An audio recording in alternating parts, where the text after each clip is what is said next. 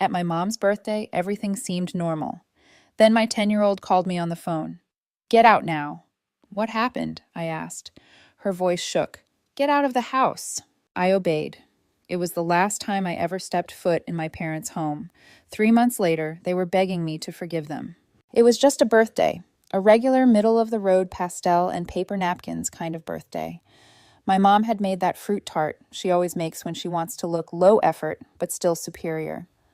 My dad was telling one of his go-to stories about how hard life used to be. My sister Bianca had brought balloons and was acting like she hadn't spent the morning yelling at her kids.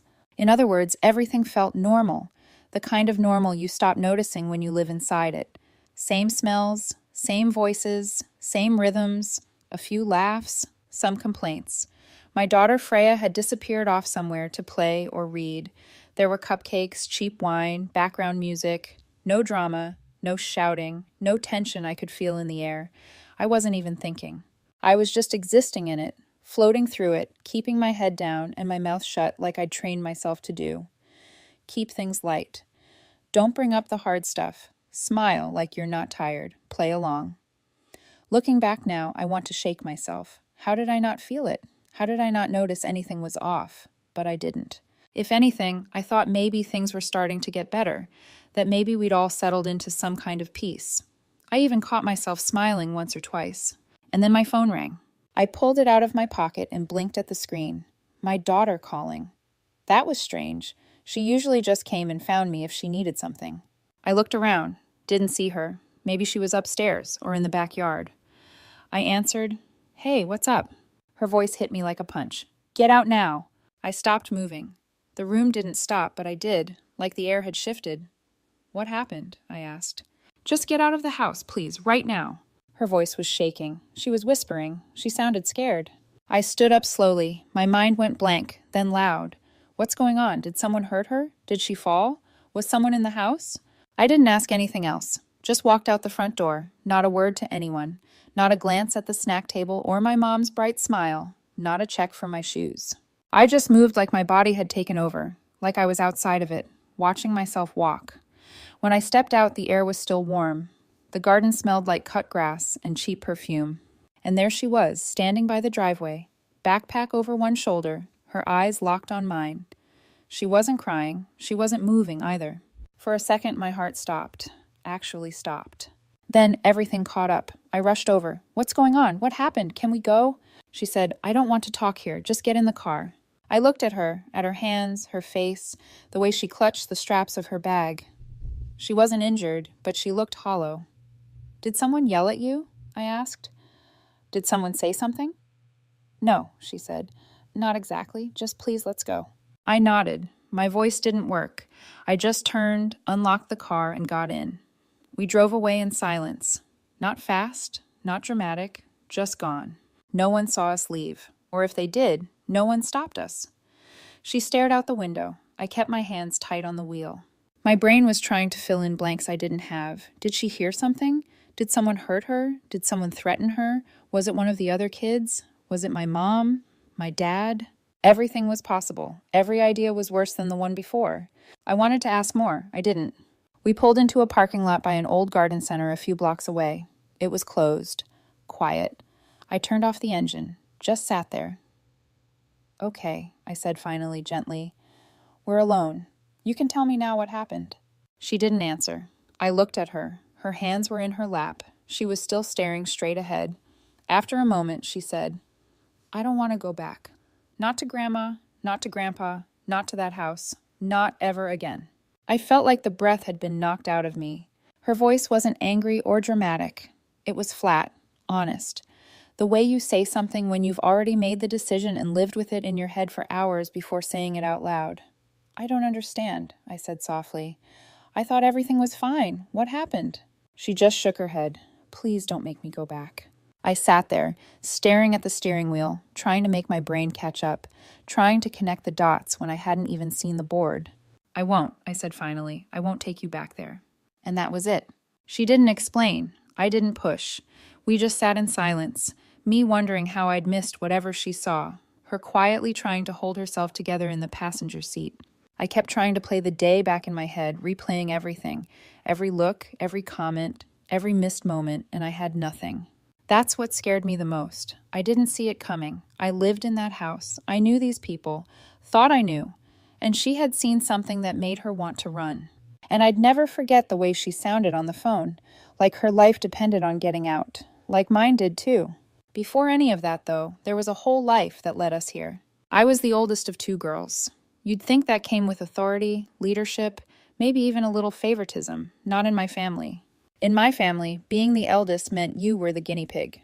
The let's see what happens if we do this child. When I turned 15 and got a job at the local bakery, my parents clapped like I'd just been knighted. Not because they were proud, because now I could help with the bills. We all contribute in this house, my mom said, waving off my protests when I wanted to buy myself a pair of jeans. By 16, I was handing over half my paycheck and doing weekend shifts no one asked me to take. I told myself it was noble, family-oriented, maybe even mature. Then my sister hit the same age. No job, no pressure, no mention of contributing. She got to sleep in and go to the mall with her friends while I was elbow deep in dish soap and overtime. I asked my mom once, gently, why that was. She's just not built the same way as you, she said. As if I was a factory model and my sister was a porcelain doll. So, I swallowed it. I didn't want to be petty. I didn't want to make trouble. Besides, I was doing okay. I had plans. I had a future, or so I thought. I married young, too young probably, but I thought I was happy. My husband Vincent was charming in that low-energy, passive sort of way that makes you think he's easygoing. He wasn't. I worked a lot. I had a good job, better than good. Long hours, good salary, solid reputation. Vincent worked part-time, said he wanted to spend more time with Freya, said I was better at the career stuff anyway. And at the time, that worked for me. I didn't question it. I didn't realize how fast imbalance can start to feel like normal. Then things shifted, gradually at first. He got short-tempered, withdrawn, snapped more often. His presence started to feel like walking on cracked glass. Nothing broken yet, but you felt it in your steps. And it bled over, not just with me, with our daughter too. Not hitting, not bruises, but shouting, slamming, long silences, threats muttered just low enough to deny. The final straw was the bottle. He threw it across the room, didn't hit anyone. Didn't mean to, he said. But our daughter was in the hallway when it shattered. She flinched so hard she dropped the mug in her hands, and something in me cracked. I didn't wait to see what came next. I packed a bag, took my daughter, walked out. I went back to the one place I never thought I'd need again. Home. Except it wasn't really home anymore. My parents took us in, technically, but it was clear from the beginning that it came at a cost. By moving back, I gave up my job. There was no way I could keep up that schedule as a single mom. Not with court hearings, trauma therapy, school pickups, and a kid who had started flinching at sudden noises. And in my line of work, part-time options are like unicorns. I settled for something flexible and humiliatingly underpaid. Enough to survive, not enough to live, and definitely not enough to support anyone else, which was a problem. Because for years, I'd been the golden goose. When I was still earning, I'd sent my parents money every month, covered big bills, took care of small ones without the masking. I even paid for their all-inclusive vacation to Portugal 2 summers ago. They still talk about it like it was the highlight of their lives. So when the checks stopped, their lifestyle took a hit. Quiet, but noticeable. They weren't happy, not openly, but in the little things. The way my mom sighed when she looked at the grocery bill, the way my dad brought up the water bill twice a week, the way they suddenly forgot to add me to the family group chat, and the house was packed. My sister and her husband lived there too, along with their 2 toddlers, who had the energy of caffeinated raccoons and 0 volume control. They lived there basically rent-free. My parents doted on them, watched them, babysat, bragged. So I thought, if she can stay here with her circus, I can stay too, right? But it didn't feel right. From day one, I noticed the shift. My daughter's drawings didn't stay on the fridge for more than a day. Her plate was cleared before she finished. Once she got scolded for talking too much when all she'd done was laugh at a cartoon. There were stares, not from everyone, but enough. She noticed it too. Of course she did. She stopped spending time downstairs. She clung to me more. She asked if we could have our own place soon. And I told her we would, that this was just temporary, that family was supposed to help. I really believed that, until the day she called me and told me to get out of the house. We sat in the car, parked under a sad little tree in a quiet lot. My hands were on the wheel, but I wasn't going anywhere. I finally spoke. Can you tell me what happened? She didn't hesitate, not this time. Grandma and Grandpa and Aunt, they don't want me there. She said they were talking. I was in the bathroom. They didn't know I could hear. I stared ahead. Let her talk. They said they're going to send me back to Daddy, that I'd be better off, that they're planning something. She said it like it was just information. Weather. Nothing personal. I don't want to go, she added, still looking straight out the window. I don't want to be near him. I didn't say anything. She had overheard a plan to hand her back to the man I'd taken her away from, and I hadn't seen a thing. When I was a kid, I thought betrayal would be louder, like someone yelling surprise with a knife in their hand.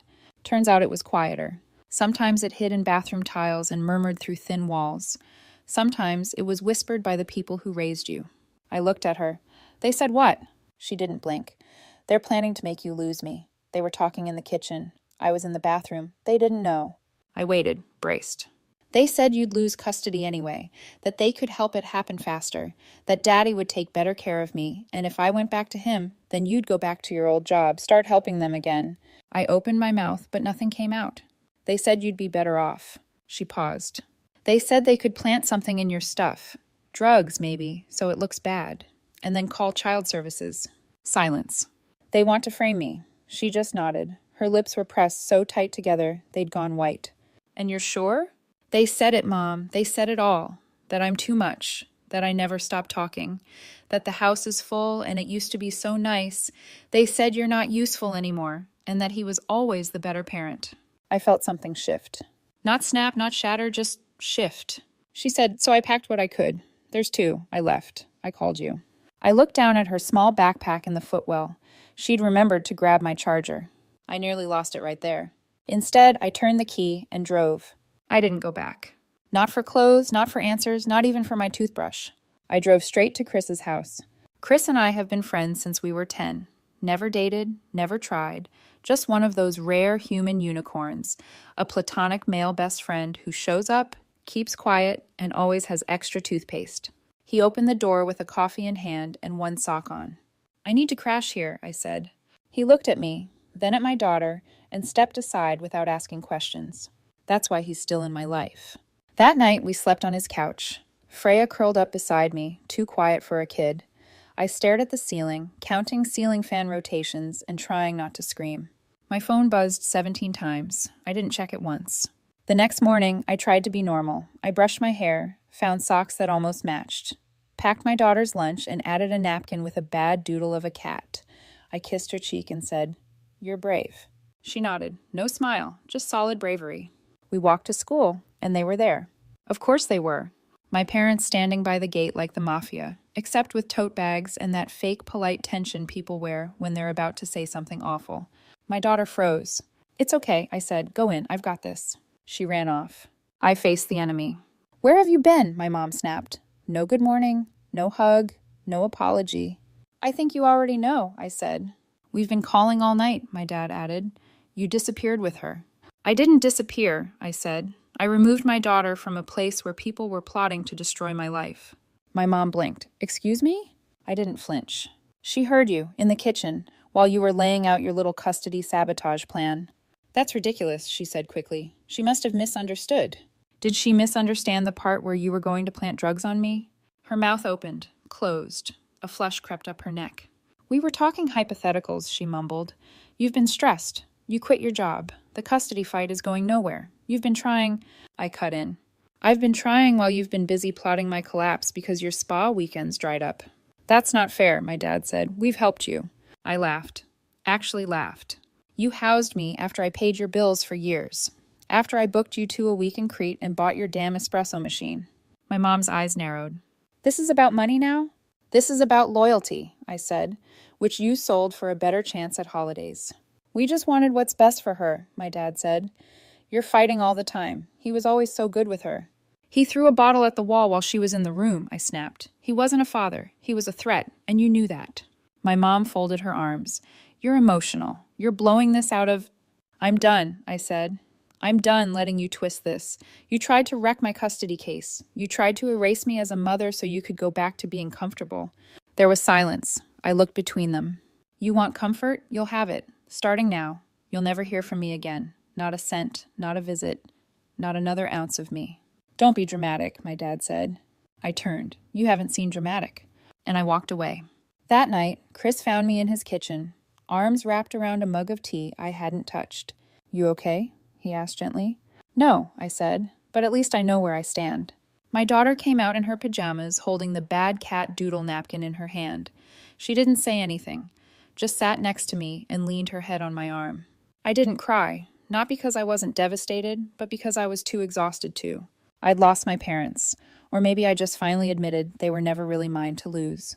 What I hadn't lost was sitting next to me, and I'd burn the whole damn world down before I let anyone take her again. You'd think after everything that had already happened, I would have learned to relax when things got quiet. But I didn't. Silence, I found, is just betrayal taking a breath. It had been weeks since we'd heard from my parents.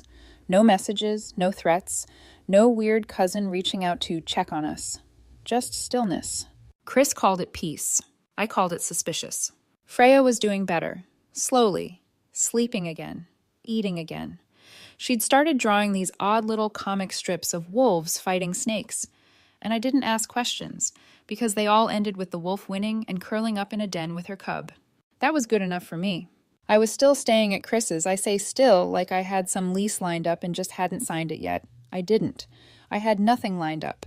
And Chris, bless him, hadn't once hinted that we were overstaying. He made Freya pancakes and me coffee and said things like, "You can stay as long as you need." And I started to believe he meant it. Then came the job offer. It was flexible, it paid well, and I wouldn't have to sell my soul or give up seeing my kid just to afford cheese again. I didn't cry when I got it, but I did lock myself in the bathroom and laugh until I coughed. That job was my first piece of the old life, the good part, clawing its way back. So of course, that's when I saw the photos. I wasn't even snooping. I opened Instagram to check if Freya's school had posted any updates about the art show.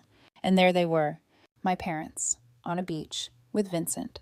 Vincent, sunburned and smiling like someone who knew the judge personally. Bianca was there too, looking smug as a wet cat, holding a coconut drink like it was court-admissible evidence. The caption said, "Family first. So proud of the kind of dad he is to our granddaughter." I didn't drop the phone. I just stared at it, then turned the screen to Chris and said, "Well, that explains why they've been quiet. They're tanning their betrayal." He didn't say anything for a while. Then he handed me a cookie. That's why I love him. 2 days later, Child Protection Services showed up. They knocked at 9:00 a.m. on a Thursday. I opened the door, half-dressed.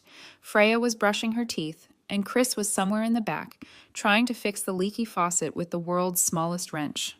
"We received a report," the woman said, clipboard in hand, her colleague standing slightly behind her, scanning the hallway like we might be hiding meth in a potted plant.